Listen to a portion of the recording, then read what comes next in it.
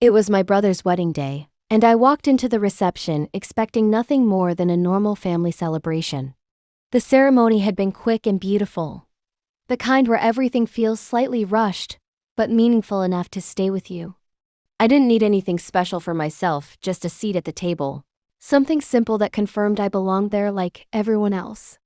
At the check-in, I stood behind a couple who were handed elegant badges, gold-trimmed with their names written in careful calligraphy.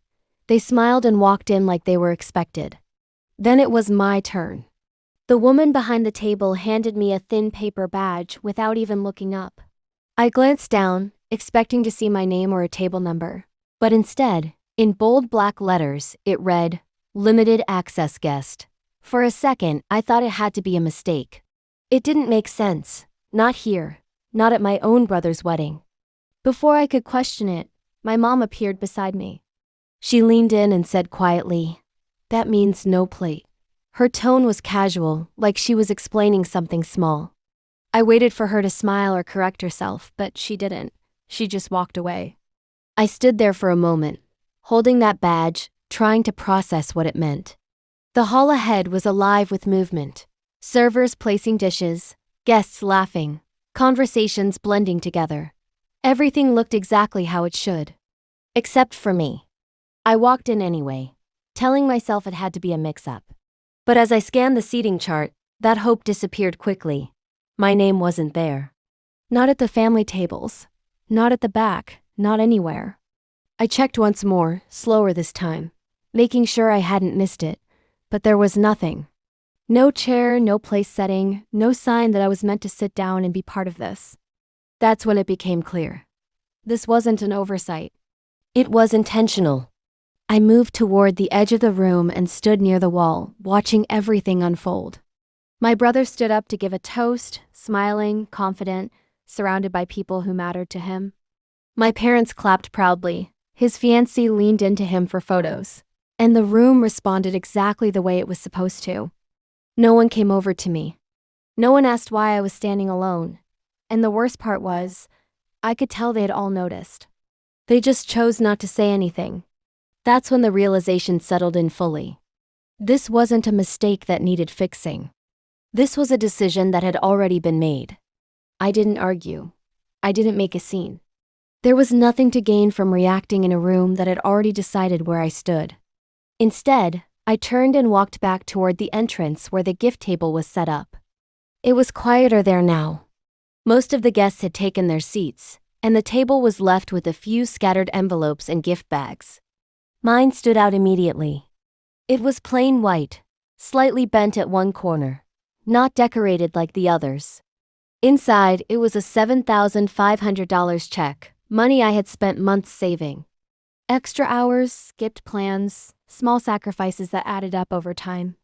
I had done it because I thought it meant something. I picked up the envelope and held it for a moment. For a second, I considered leaving it there anyway, letting it sit among the other gifts like nothing had changed. But that didn't make sense anymore. So I opened it, took out the check, and held it in my hand. Then I said, calmly and clearly, "I think you won't need this anymore." I didn't raise my voice. I didn't look around to see who was listening. I just turned and walked toward the exit. I didn't get far before I heard movement behind me. Chairs scraping, voices rising, my name being called.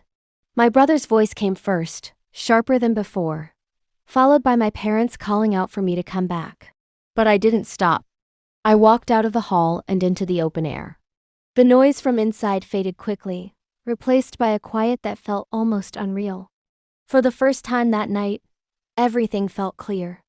I reached my car, got in, and sat there for a moment before starting the engine. My hands were steady. My breathing was calm. There was no panic, no confusion, no urge to go back. Just clarity. As I drove away, the details replayed in my mind, not in chaos, but in order. The badge. My mom's whisper. The empty seating chart. The silence from everyone who saw it happen. None of it had been accidental. By the time I reached home, I wasn't trying to figure out what had happened anymore. I already knew.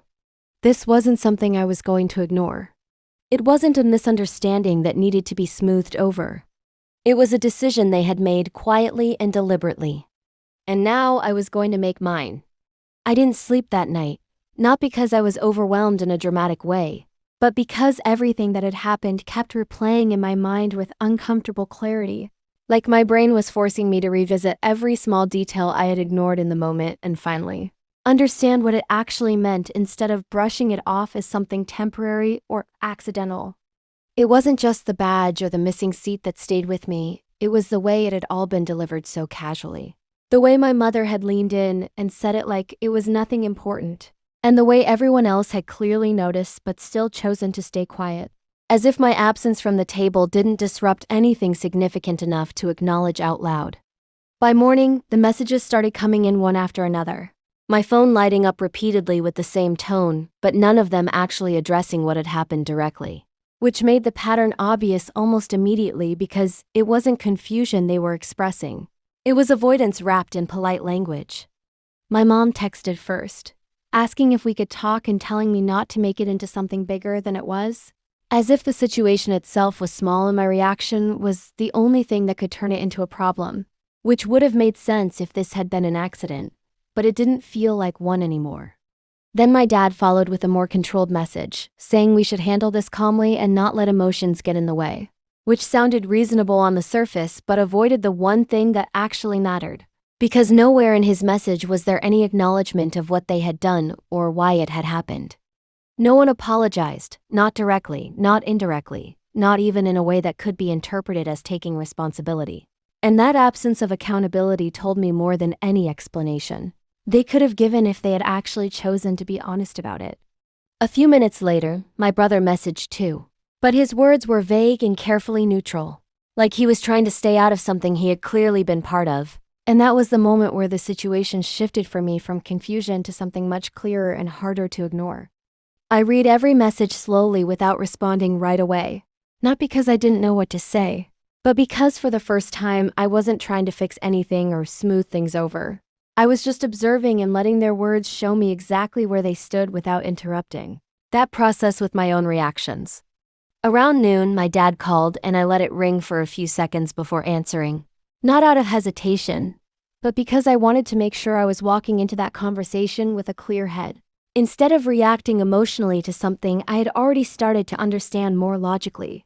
He didn't waste time with small talk, and went straight into explaining that it was unfortunate how things had turned out, that there had been some confusion with the seating and arrangements, and that these kinds of events can become complicated when there are too many moving parts, which sounded structured but didn't actually explain anything. I listened without interrupting because the more he spoke, the clearer it became that he wasn't explaining what happened. He was reframing it, turning something deliberate into something accidental and expecting me to accept that version without questioning it too deeply. When he paused, I asked one simple question about why I hadn't been given a seat, and the silence that followed, even though it was brief, was enough to break the controlled tone he had been maintaining throughout the call. He said they assumed I wouldn't mind, that I had always been easygoing and never cared much about formalities, and that answer didn't just feel weak. It revealed something much bigger about how they saw me and what they thought they could get away with. I didn't respond immediately because in that moment, it became completely clear that they hadn't forgotten me or overlooked me by mistake. They had calculated me. And in their version of who I was the one person they could exclude without consequences. That's when I realized something that hadn't fully settled the night before, which was that they never expected me to walk away. Because in every previous situation I had stayed, adjusted, and continued giving without making it into something they had to deal with directly. So I ended the call calmly without arguing or raising my voice because there was nothing left to debate at that point. And for the first time, I wasn't trying to find a way back into the situation. I was simply stepping out of it with complete clarity.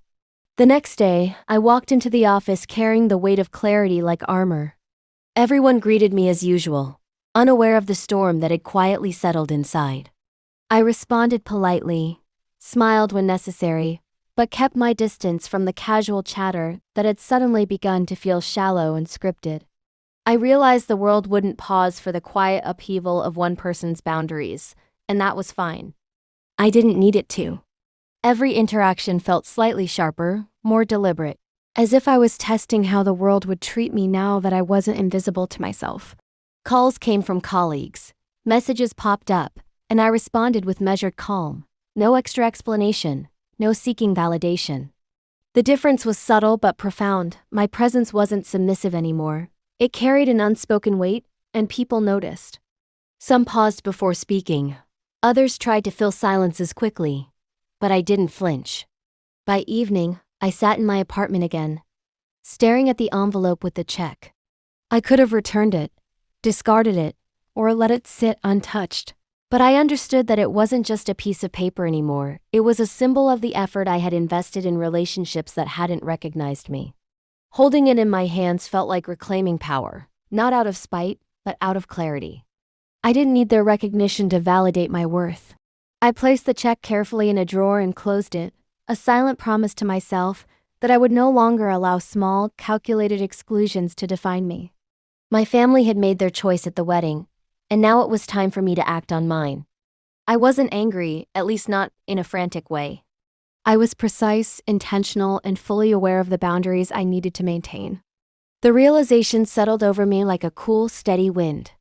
Night fell, and with it came the quiet anticipation of what was next. Calls and messages might continue. Apologies might never arrive, but I felt unshakable. For the first time, my response was independent of anyone else's expectations. I wasn't chasing forgiveness, nor was I seeking closure. They had chosen their path, and I had chosen mine. And for the first time in years, it felt like freedom. The next few days were quiet, almost unnervingly so. No calls, no messages that demanded immediate replies, nothing that tried to smooth things over. The silence was heavy, but I had stopped fearing it. It felt more like a signal now, a confirmation that the boundary I had drawn wasn't going to be tested. I spent the mornings alone, walking through familiar streets that suddenly looked sharper, more detailed than usual. The sunlight hit the corners of the buildings in ways I hadn't noticed before. The birds' calls sounded louder. Every ordinary thing seemed to have a clarity I had never experienced, and it reminded me that the world didn't stop moving because my family had made a deliberate choice. I didn't need their approval to exist fully. By the afternoon, I had started organizing my own space at home. Not in a casual way, but like I was staking out a part of life that was entirely mine. My thoughts weren't chaotic anymore. The anger and confusion that had bubbled inside me the night of the wedding had settled into sharp focus. I knew exactly what had happened, and more importantly, I knew what I wouldn't allow to happen again. Then the first text came from my brother. Short, almost dismissive. "We need to talk." I didn't respond. I had no obligation to respond. The message wasn't an apology, it was a test, and I wasn't going to take it. Over the next 2 hours, more messages arrived, each one carefully crafted to seem casual, even caring, but none of them addressed the core issue. They were attempts to control the narrative, to coax me back into a space where my feelings didn't matter. I didn't engage. Instead, I began planning. Not revenge, not confrontation, but a complete reclaiming of my autonomy. I made a list of what mattered to me, what had been overlooked for years, what I had quietly adjusted to accommodate others. I wrote down every small sacrifice I had made, every moment where my presence had been assumed but not truly valued. And for the first time, I didn't cross anything off. I didn't rationalize it away. I acknowledged it, fully and deliberately. By evening, I had drafted my response, not to them, but for myself. A declaration of boundaries, a commitment to protect my energy and my dignity. It was not angry. It was not defensive. It was firm and clear. I read it aloud to the empty room, feeling the weight of every word. Each sentence echoed back at me, a reminder that I was no longer invisible, no longer willing to be treated as optional. That night, sleep finally came, not in fitful bursts, but in long, deep waves. The clarity I had felt since walking out of the wedding hall followed me into my dreams. I wasn't haunted by the scene anymore. I was empowered by it. I imagined future gatherings, future decisions where I would participate on my terms or choose not to participate at all.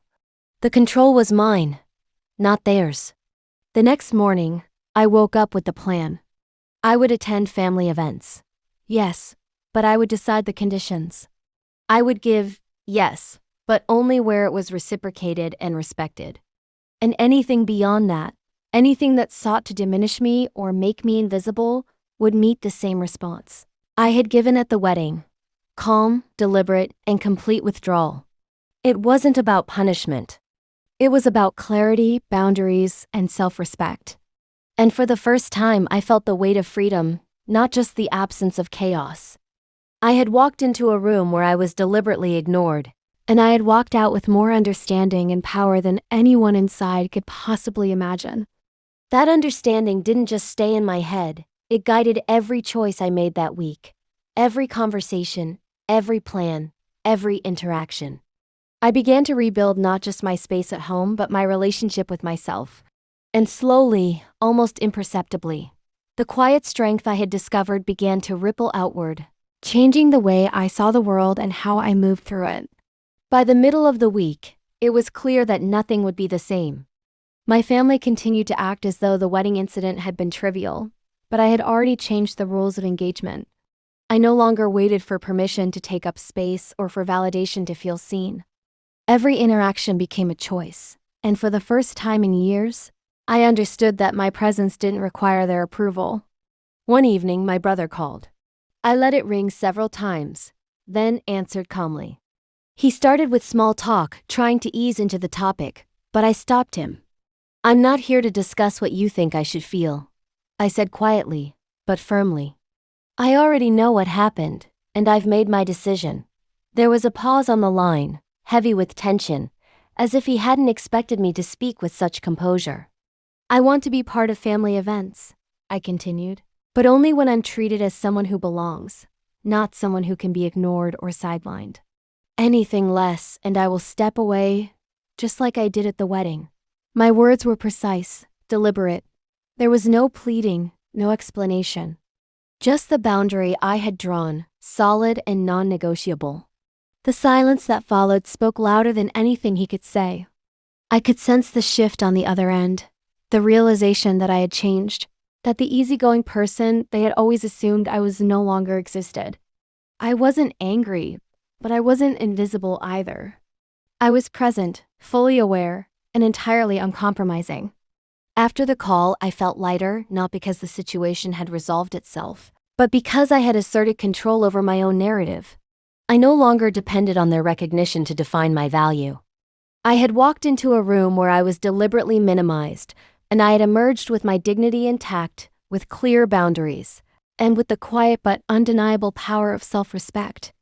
The next few weeks were transformative. I focused on relationships and spaces where reciprocity existed, where my presence was acknowledged and appreciated.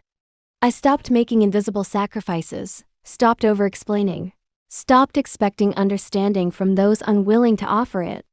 Every decision, every action, was aligned with the clarity I had gained at the wedding. Months later, I attended another family gathering. This time, I arrived with no expectations, no desire to fit into a mold that had never included me. I had a seat at the table, not because they had given me permission, but because I had claimed it through presence and awareness. People noticed the change in me immediately. My demeanor had shifted, subtle but unmistakable. I was calm, confident, and unshakable, and that energy altered the dynamics around me without a single word of confrontation. In that moment, I understood something profound. The wedding had not been an act of cruelty. It had been a mirror, forcing me to see the reality of my relationships and the ways I had allowed myself to be diminished. And by stepping out of that room, by refusing to be invisible, I had discovered not only my own worth, but also the clarity and power that come from refusing to compromise it. Walking home that night, the air cool and still, I felt a quiet satisfaction. I hadn't won approval, hadn't demanded apologies, hadn't forced anyone to confront their choices. I had done something more important. I had chosen myself. And in that choice, I found not just resolution, but liberation, a freedom that no badge, no seating arrangement, and no family expectation could ever take away.